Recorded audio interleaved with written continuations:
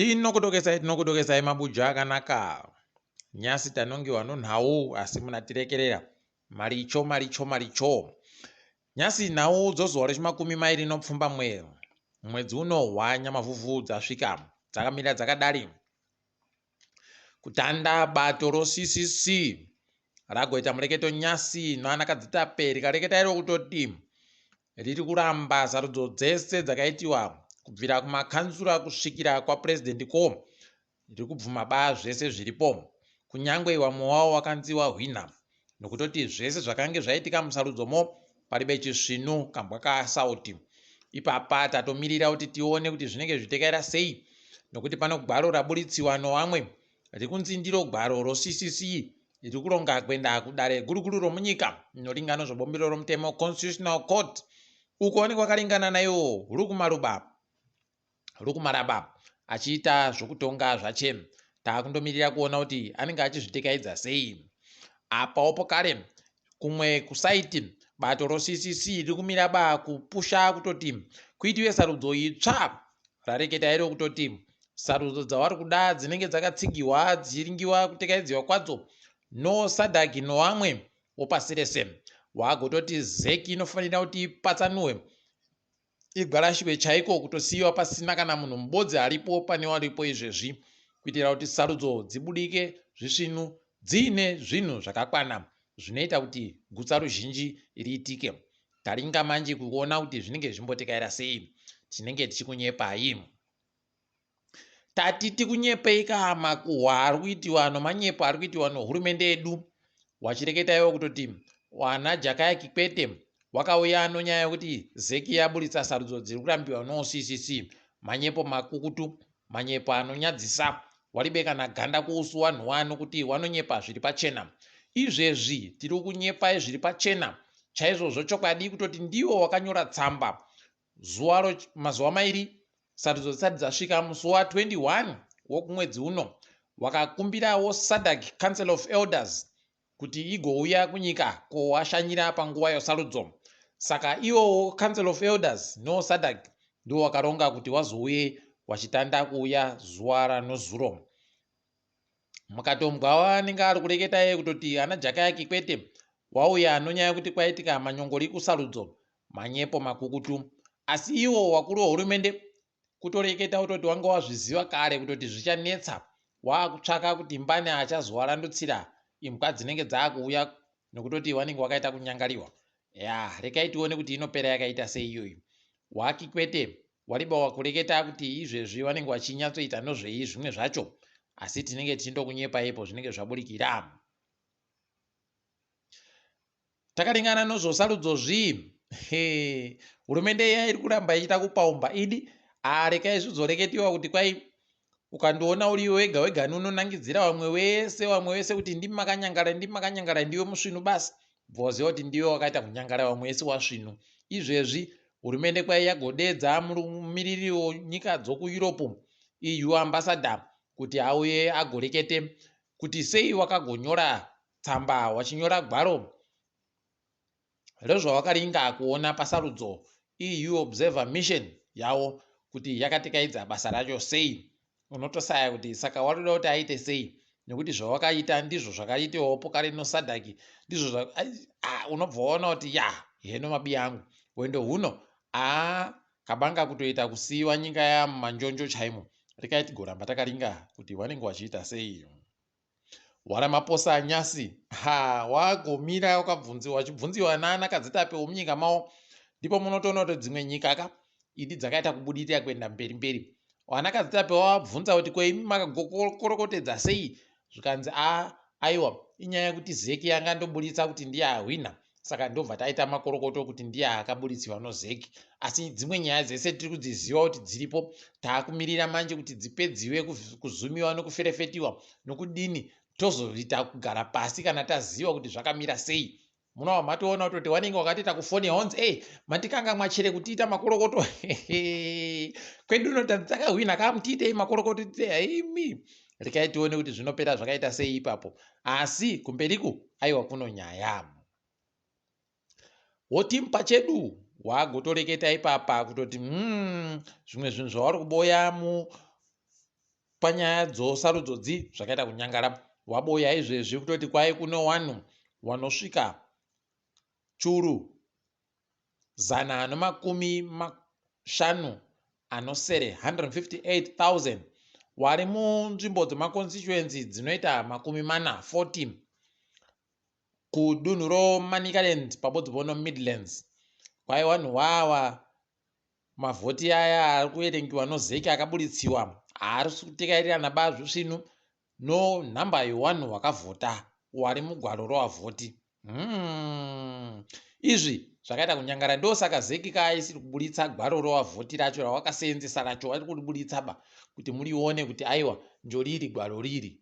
Vanhu vese vakapiwa gwaro kunze kweZANU-PF, vamwe vese vakagopiwa gwaro riri kunzi gwaro preliminary, asi chairo racho vari kuribuditsaba. Nobva waona kutoti chanja chopfeni chaicho zvakaita kunyangara chaiko.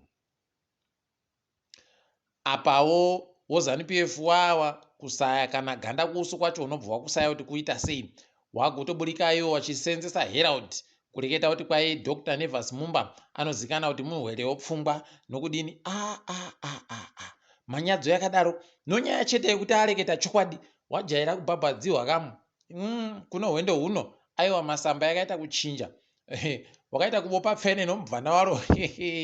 Kuno panorimika baipapa, rekai muone zvenyu. Hwendo huno rekai tione kuti zvinenge zvakaita kutekaira sei. Asi kumagumo kwacho wachasara wawe wega nemukwakona wachibva wasaya kana mubodza anowarerera kana anoamiririra kana anoabatsira kana anoarandutsira makawa anenge akuuya. Rekai muone zvenyu zviriaitika pamberi papa. Hurumende ipapa zvimwe zvaakuronga kwai izvezvi wana chiremba nana mukoti, madhokuta nomanesi pachirungu, kwai izvezvi wakufanira kuti waendesiwe kuchitepo School of Ideology. My godness, ipapa mukatoona zvadandika moziva kutoti paita kunyangara. Ndosaka zvichinzi kamu mwana wenyoka inyoka. Kana maiona waMugabe muchiti waMugabe wakaita kunyangara, wapwere wawo wakasara wawa waribe chisvinwidi, tati tambozviona baizvo. Asi iwo watonyora tsamba wachiti kwai kuno wana mukoti nana chiremba wagokumbira kuti wada kufunzisiwa kuchikoro ichocho chitepo. Saka zvaita kunyangara. Rekai muone kutiza kwaakuita ana mukoti pokare nana chiremba wachibuda munyika nonyaya yekuti izvozvo vanenge vari kumanikidziwa kuenda kwese kwese. Wanosafa ndisu tinoramba tiri kuzvipatara kusina ana chiremba, toramba tiri kuzvipatara kunenge kuri bene mushonga. Wana mukotiwo wachiita kutiza zvawo, kutiza kuenda kumafuro manyoro. Idi ungawarambidze chere kuenda kumafuro manyoro pakadandi. Anoda kuswera ari kufunzisiwa dododo uchinyepiwa zvinhu zvisina musoro mbani. Rekai tione kuti zvinopera sei. Nyasi ndakatakura nhau inofadza, nhau yakaita kunaka.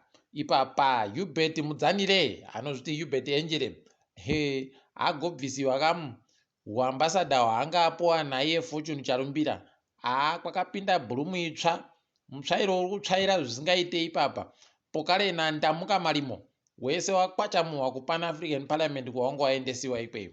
Ndipo munotoona kutoti kuchinja kwezvinhu kuri kuitika idi. Iye Fortune Charumbira kugwarashiwa kudzikisiwa kwaakaita pautungamira Pan African Parliament akabva aita kunyarara kunga asiko. Rekai muone zvimwe zvichaitika ipapa. Tinoramba takaringa. Chasara manje kwautoti ananadziwe kuti ano zvimwe zvaakaita zvokuba nouori nokudini. Rekai mugoona ticharamba takaringa hedu kwazvinenge zvichienda. Asi kumagumo kunenge kuno nyaya.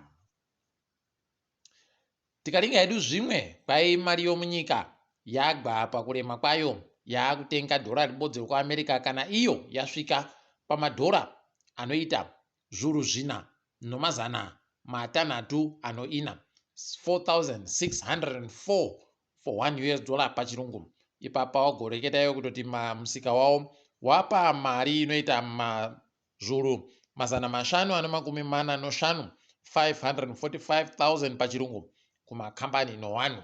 Ticharamba hedu takaringa kwazvinenge zvichienda. Katichitendeukire pasi rese tiri kundoringa hedu dziri muAfrica. Ipapa kuSouth Africa kwabvudhunwa kukaburika kutoti kwai kuno wanhu wanosvika zviuru 45,000 pachirungu wagopuwa mavhiza omanyepo aribe kuteedzera mutemo pokare nomagwara ese anofanira kuteedzewa pamutemo uyo South Africa. Kwai vanhu vakapiwa mavhisa aya kubva gore ra2014 kusvikira gore ra2021. Pakaita kunyangara wakomana. Rekai tione kuti vamwe vanogwarashiwa chireba nenhau iyi nokutoti yakafita kuita kutsvaira wazhinji chaiko zvirikaita kunyangariwa. Nyika yoGabon kwai yagomisa kuseenzako Radio France International pabodzi no France 24 noimwe nhefenyuro yokuFrance pokare kuita nhatu pokare bvowamisa dandemutande munyikamo. Kwai inyaya yokuti kuri kuseenzesiwa masoko asiriwo ari kutekaira padandemutande. Nyika dzidzi idi zvakaita kuoma chaiko. Mutungamiri wenyikayo Cuba arimo muNamibia amboya koita katombo kanyai naiye mutungamiri weNamibia agotoreketa achitoti aiwa tiri kutenda wakarwa hondo yorusununguko yokuNamibia nokutoti wakaita kuti nyika iyi isununguke. Idi zvakaita kunaka.